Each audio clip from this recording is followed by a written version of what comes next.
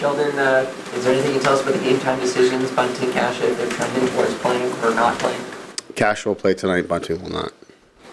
What have you seen from Mitch heading into the playoffs that leads you to believe that he's due to kind of break out on this stage? He's just had an unbelievable season. I think he's been waiting for this opportunity again, like our whole team has. But you got to play the 82 games. You got to get to this point. You got to earn your way here. And Mitch has done a terrific job of leading us here. There's a whole bunch of narratives around this team. Haven't won the Cup since '67. Haven't been around in so many years. How do you keep that narrative or that white noise out of the room and just focus on the moment? We just do exactly that. We've got enough to worry about with our opponent and getting our own game right. But there's great belief in our team. We know what's at stake. We know what we've been through to get to this point. And we know, what we're playing for, and we're playing for our fans, we're playing for our city, but play for the guys in the room and for each other. It's a great challenge. You had a great opportunity for us to, to push past this. A lot of you guys in this room had 2 years of Tuukka Rask in the playoffs, and last year Carey Price, and now Vasilevskiy. I don't know if you buy lottery tickets or not. That's not exactly the way you necessarily want to go. How do you approach playing against a goalie of that quality? Well, you got to make it hard on him, but you've got to first get to him, and that's a challenge in and of itself. But first of all, they have the puck a lot, and they're really good in possession, and then they defend well. Big, strong, physical defense that gets in the way, and they protect their net very well, which allows a goaltender of that caliber to get comfortable and feel good and make saves. So we've got a significant challenge to get to him, but we've got to look to make him uncomfortable and get lots of pucks in there and get lots of people around those spaces and make good on the chances that we do get. How would you describe the atmosphere and mood of your players this morning?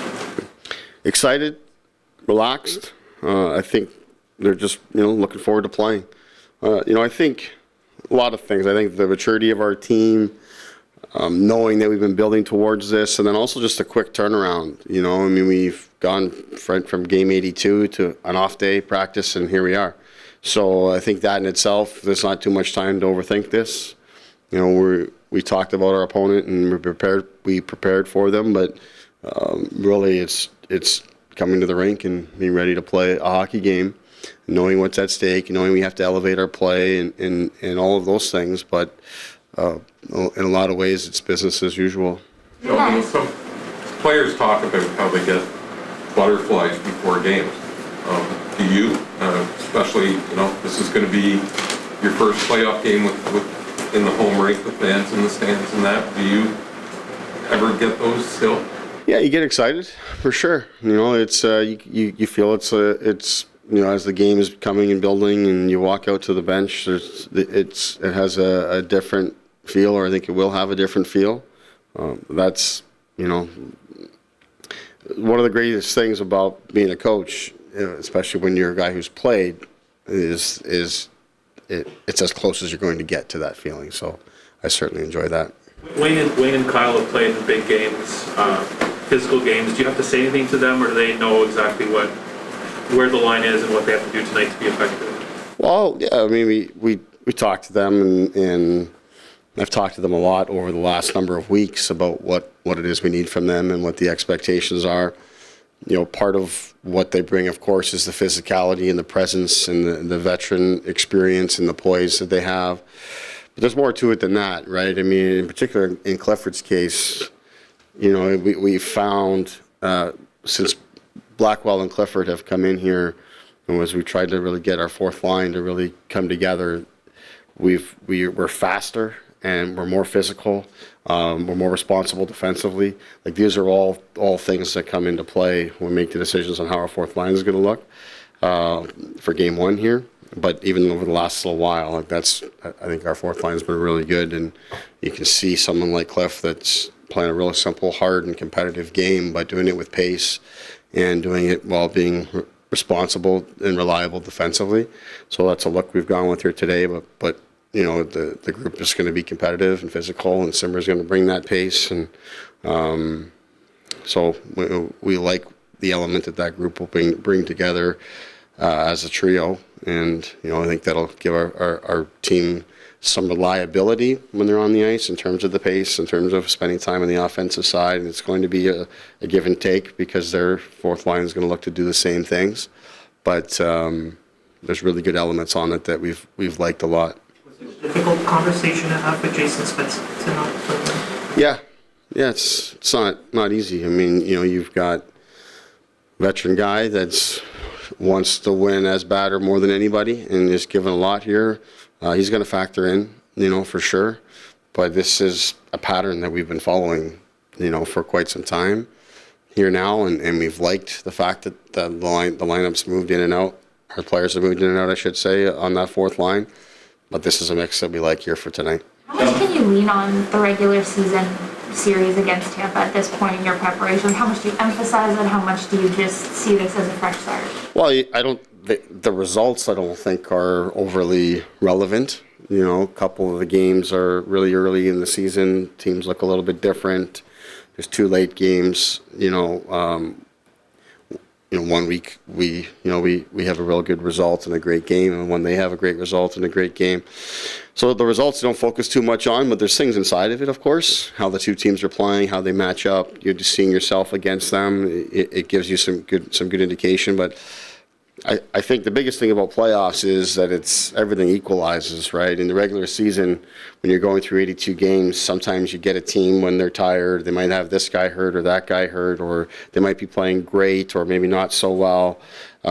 Travels, all these things that factor in. Well, then when the playoffs start, you're on the same schedule, and for the most part, the teams are equal in terms of what they're going through, and then the puck drops and you play. So I think no matter who the opponent is, you generally throw out things that happen in the regular season and you've got to restart it. Do coaches still meet with the series supervisor before? And if so, how informative are those for you? We're told that we should expect that. It hasn't happened here yet. But I'm sure they're going to get around to it. But yeah, it's informative. I mean, it gives you a sense of what their perspective is, and probably more important as the season gets going, frankly, as things are happening and you've got some questions and getting some feedback. But we're going to try to keep things focused on what's happening with our players and our team. Kasha hasn't played in some time. Why are you comfortable thrusting him into this moment now? Well, he's a very good player and he makes a difference on our team when he's in, and I would have loved if things lined up that he could have played last week, and we could have got him some of those games. It just didn't work out that way. He just wasn't comfortable at that point, and just the amount of practicing and stuff, he just needed to go through a process there. He's at the point now where he feels good and he feels comfortable. I didn't see much of a difference whether we're going to put him in at some point. And we may as well just start right now because he is a difference maker on our team. So we'll evaluate it day to day, game to game, on how he's doing and how our group is doing. But we think we're a better group when he's in and playing, and he's looked really good in our practices of late. I've watched that very closely, and looks to me like a guy that's ready to come in and help us. From the outside looking in, it would seem like it seems like there's more pressure than ever for this team to succeed.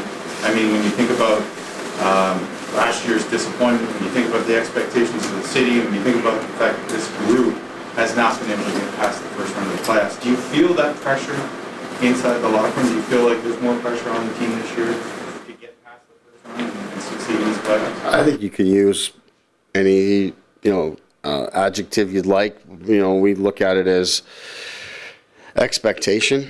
And expectation is earned, right? And we've earned that pressure, if you want to call it that, because we've been a really good team for a number of years. And now here we are again. We're taking on the back-to-back champions, but we got home ice advantage here, and we've earned that through a great regular season, and we've been a good team all year. So we have great expectations on ourselves. We have all season. We recognize what's at stake and what we're trying to accomplish here and what we need to accomplish for our fans and for our city. Yet we keep the focus on what's happening within our walls and with our team. And we have great belief in our group, yet we have great respect for our opponent, and we know how challenging that is. Obviously, they've got a recipe in place that they believe in and they've gotten results in, and no one's been able to beat them here in the last 2 years. So our group's ready to go for this, but we do know how difficult it's going to be. Yet the reason why the belief is so high is every time our team's been challenged like this, and again, if I focus just on this season, we've responded very well, and we expect the same. Thanks, Coach. Thank you.